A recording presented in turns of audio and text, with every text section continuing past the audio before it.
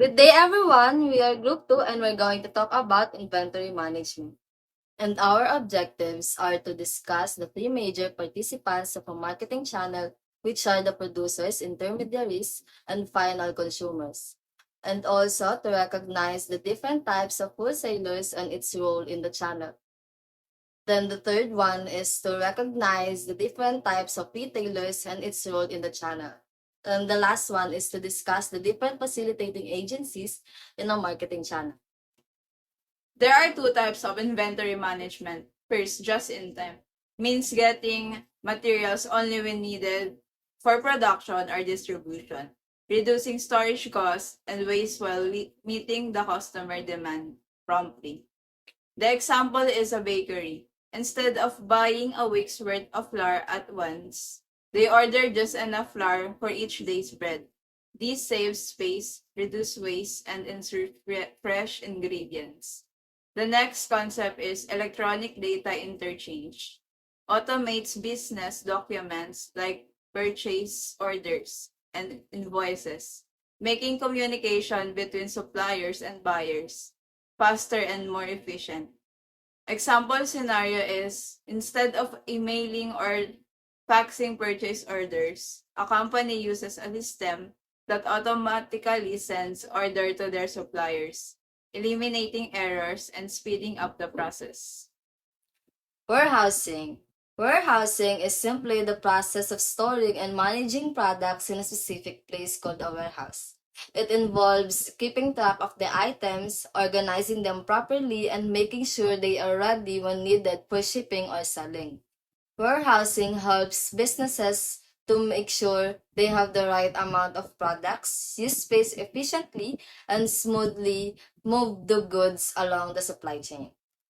Private warehouses. These are storage spaces owned and operated by a company to store their own goods. Unlike public warehouses, which are rented out to different businesses, private warehouses are used only by the company that owns them.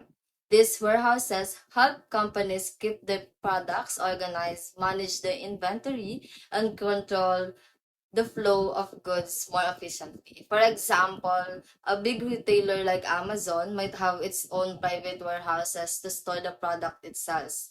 This way, they can quickly ship items to the customer and have better control of their stocks. Public warehouses. A public warehouse is a large storage space where businesses can rent room to keep their products.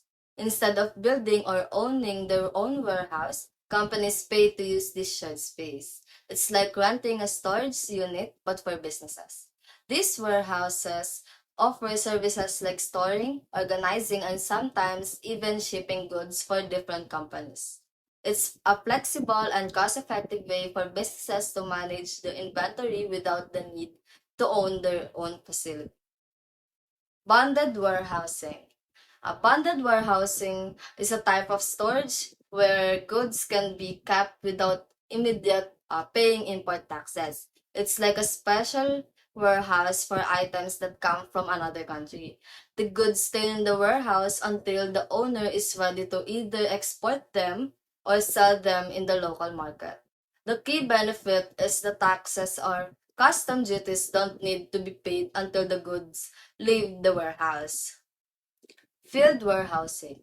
Field warehousing is a system where a company uses its own warehouse or a rented space to store goods, but a third party, which is often a bank or a warehousing company, manages and control the inventory. This is done so that the company can use the stored goods as collateral to get a loan, while the lender knows the goods are safely managed and accounted for.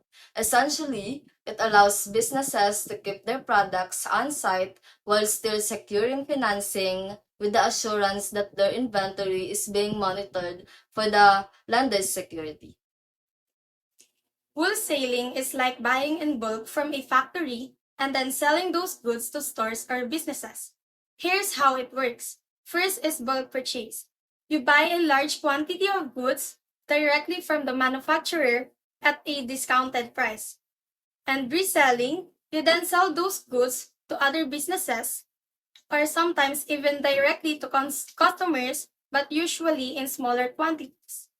And then the last is profit margin, the difference between the price you paid for the goods and the price you sell them for is your profit.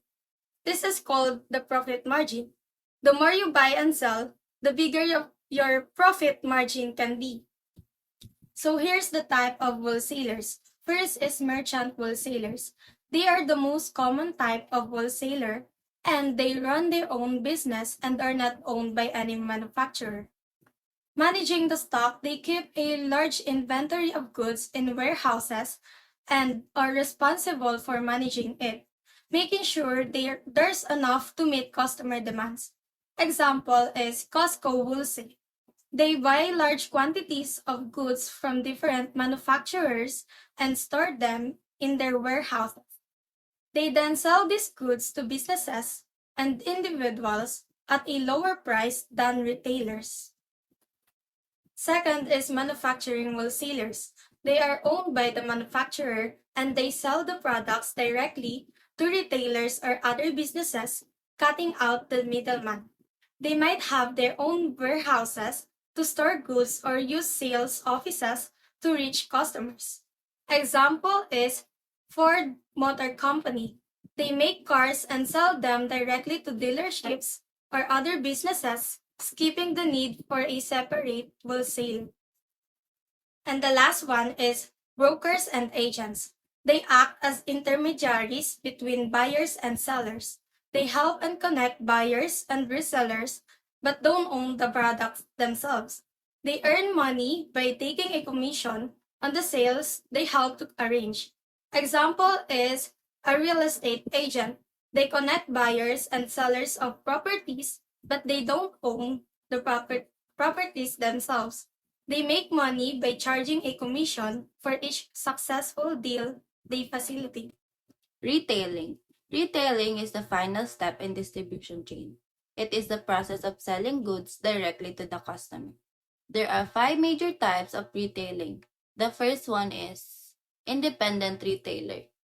Independent retailer are owned and operated by an individual or small group, typically operating in just one location. They have full control over their business decision and operation. Example of this is tailors, home-based nail services, or barber services. They have full control over their pricing or work schedule. Business like this are mostly personalized and customized, working with passion. Second one is retail chain. A retail chain is like a group of stores that are all owned by the same company. They sell similar product and have similar look and feel, making it easy for customer to recognize them. Example of this is McDo, Jollibee, Pure Gold, Walmart. They have many branches that sell same product and same look of their stores. Number 3 is retail franchising. It's like borrowing a successful business recipe. You pay a fee to use company's name, product, and methods to open your own store, but you get their support and expertise along the way. Example of this is Jollibee owned by franchise. Next is list department. A list department is a smaller business renting space inside a larger store to sell its own product. Example of this is SM Malls. They have different store who sells different product or services and have different owners. Lastly is consumer cooperative. These are the store owned and run by their customer who share in the profits and get to decide how the store is run. They focus on offering good and quality items at fair prices. Example of this is grocery store where the customer are also the owners.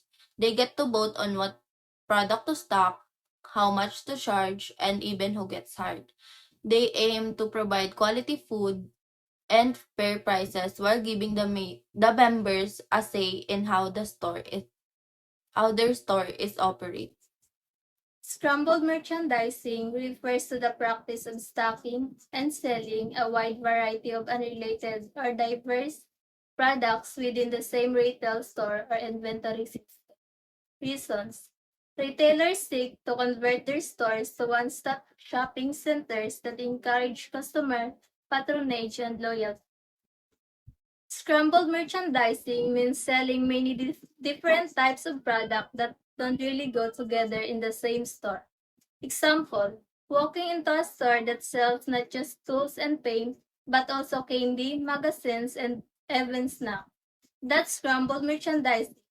It's when a store sells a mix of products that don't seem related to the regular items. Distribution strategy.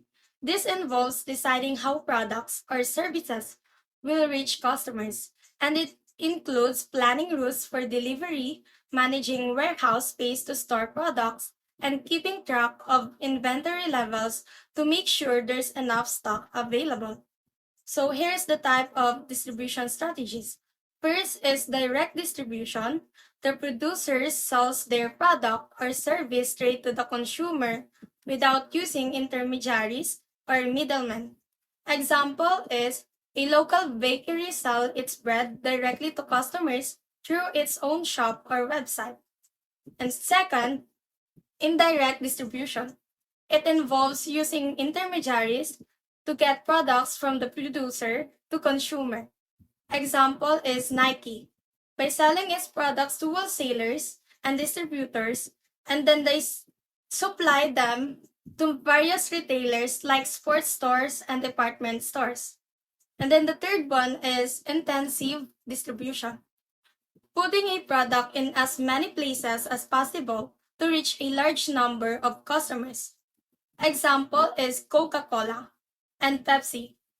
These are available in supermarkets, convenience stores, gas stations, and even vending machines. And the fourth one is selective distribution. Selling a product through a limited number of carefully chosen stores or locations. Example is companies like Apple and Samsung often distribute their products through authorized retailers, ensuring that consumers receive proper support and services. Next is exclusive distribution.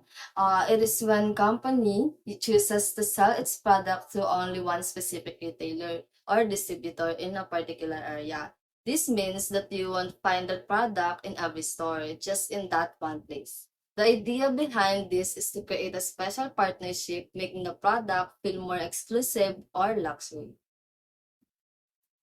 Hybrid distribution, in which many companies use different approaches to reach different types of customers. This way, the company can reach customers with different needs and budgets. And the next one is omnichannel distribution. This strategy combines selling products to both retailers and the company's own stores and website. By partnering with retailers and having their own shops and online presence, companies can reach more customers and build better relationship with them. This approach offers more ways to sell their products and connect directly with shoppers. The next one is the dual distribution. This approach blends online and in-store shopping, making it easy for customers to get what they want, however they prefer. It ensures a smooth experience across websites, physical stores, and social media and mobile apps. No matter where customers shop, they feel connected and can easily find what they're looking for. And the last one is reverse distribution. This strategy is about handling products the customers return to the company. Instead of throwing these items away, the company fixes, recycles, and processes them to make the most of the materials and reduce waste. This approach benefits the environment and helps the company manage the products better at the end of the cycles.